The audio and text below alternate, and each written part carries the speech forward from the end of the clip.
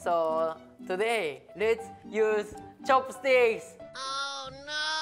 Yay!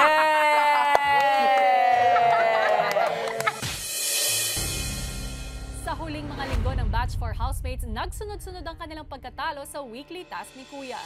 Sa kawalan ng weekly budget, naramdaman nila ang kakulangan ng food supply sa loob ng bahay. Wala na nga tayong pagkain sa totoo. Konting-konti na yun, di na. Yeah, we don't have enough food supplies. There isn't that much vegetables, right? Mga isang buwan na kaming kumakain ng gulay. Matagal na kaming hindi kumakain ng karne. Kahit hotdog po, matagal-tagal na rin po talaga, kuya. Pero masarap din naman po yung gulay. Pero yun kuya, nakami-miss po din namin kumain ng mga karne. Kuya. Maganda yung Ate Diana, giniling, kahit saan na isasama.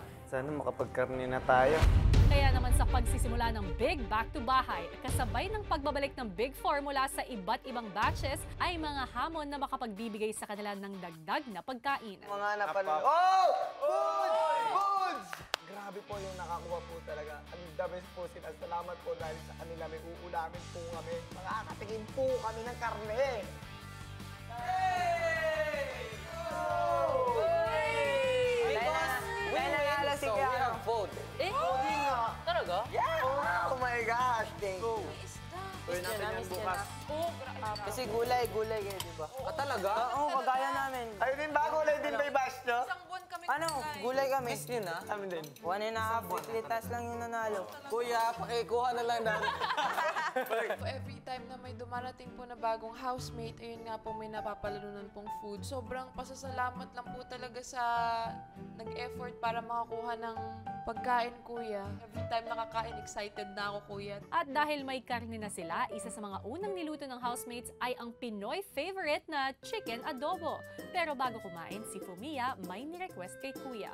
Maganda, di ba? Kasi Pinoy food, eat chopsticks, Japanese culture, it's ganda idea talaga. Si Kuya nagbigay ng chopsticks para sa gustong gawin ni Fumiya.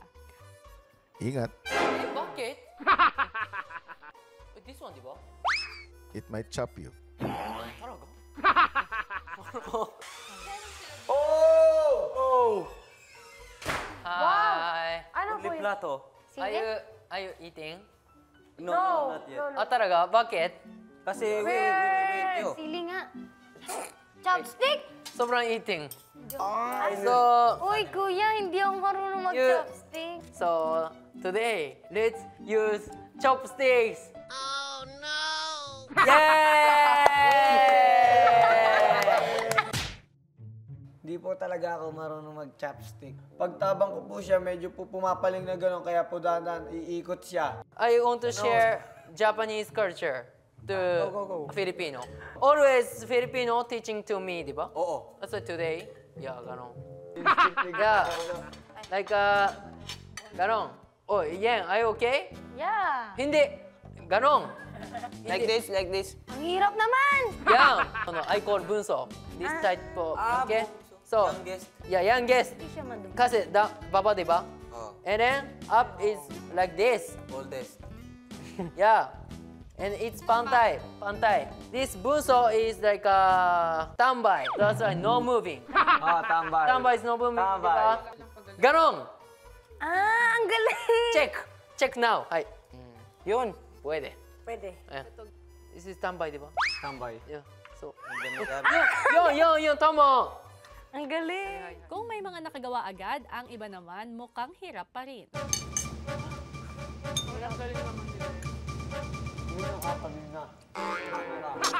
Hindi talaga ako marunong nun, Big Brother. Chopstick, Big Brother, ganon, Big Brother. Hindi. Yeah. Kakapasok lang, gutom na gutom na. Gutom ka na, Lee.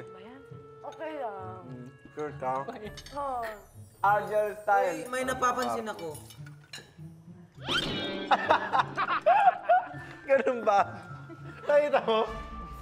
Arger said like this. Mahirap yung kanin, kuya. Kasi nalalagyan na po namin ng sabaw, naghiwa-hiwalay na po, nadurog na. Kaya mahirap po siyang i-chopstick, kuya. Pero in like Japan, like this is pwede. Pwede. Pwede naman pala yun. Okay. Okay. It's pwede.